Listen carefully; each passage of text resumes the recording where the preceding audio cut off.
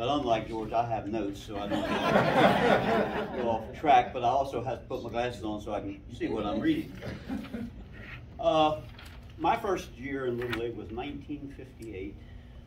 There has been a lot of discussion going on about when the Little League in Mount Airy actually started, and I don't know that anybody has a definitive answer. Somebody just said 1956.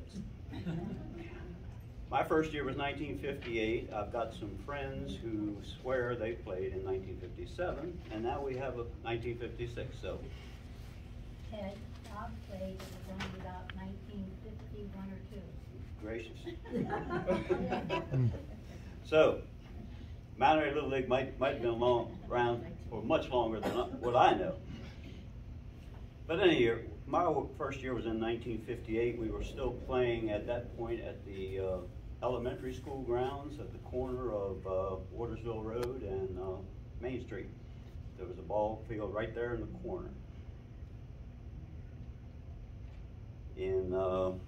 At that time, there were 4 teams in the league. The Kiwanis Club sponsored 2 teams, the Red Sox and the Blue Sox. The Mount Airy Lions Club sponsored the Lions team, and there was a team called Case Construction. At least in 1958, they were there. When we moved the playing field to the Fireman's Park in 1959, those same 4 teams were basically there, but Case Construction disappeared and the fire company picked up the sponsorship of that team. Despite the fact that Terry Baker and I played on the Lions Club team, we actually won the league championship 3 years in a row, 58, 59, and 60. Wow. I never played this 3 years.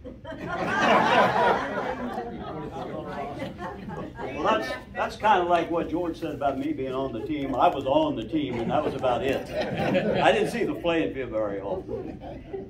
Now, what about the field test? What do you have to do for the field to get played? Oh.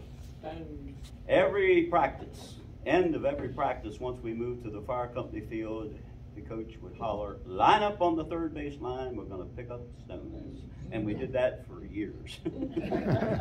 Believe me, there was no diamond dust back in those days. We were playing on real dirt.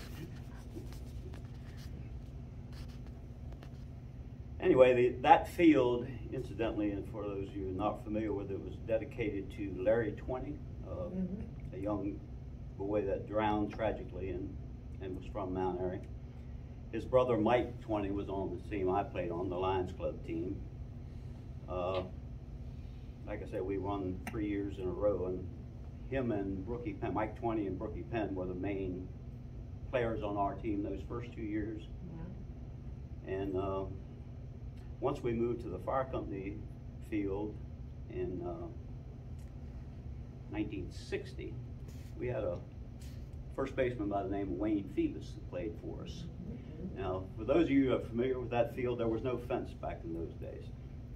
And I tell people this and they just find it laughable, but the road that comes in to the park, that's where they were playing when Wayne Phoebus batted.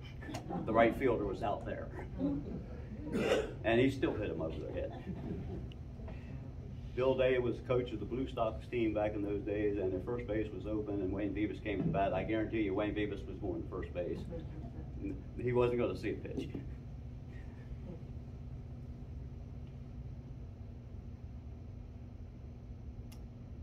But anyway, after Wayne moved on, I played 1 more year, and that's when our championship reign ended. All the good guys had gone. Terry and I were the only ones left. But then after my Little League playing days were over, in the early 70s, I was contacted by the league president, who I believe at the time was David Brown, and asked to umpire, which anybody who ever witnessed me playing ball would laugh at me being an umpire, because I never gave any umpire a minutes piece.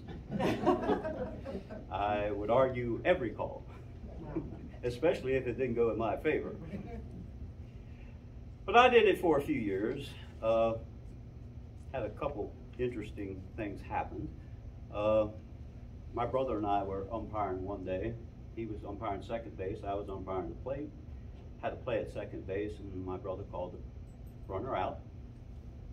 The manager of the team came out to protest the call, and he protested, and then he came to me and said, well, we're going to appeal to the home plate umpire. And I said, my brother's right there on top of the plate. I'm sure not going to overrule him from back here. So the other manager says, oh, well, we'll give it to you. I said, excuse me. I said, my brother and I are going to go over here behind the first base dugout. When you boys decide who's actually running this game, we'll either come back or we'll go home. The runner was out. The other interesting thing that happened, and I won't name the manager. I know who it was, but I won't name him. It was the Blue Sox, I believe, that were playing. They were beating the bejesus out of the other team. It was something like 20-4. They had the bases loaded. Their best hitter was up. He hits a grand slam home run. I mean, way over the fence. It wasn't even close. And I'm umpiring home plate. Runner on third comes across, and he misses the plate. I'm sitting there. The next guy comes over. I said, you're out. Pass the runner. Next guy comes around. Says, you're out too. You pass the runner. The batter comes around. You're out. That's 3. So nobody scores.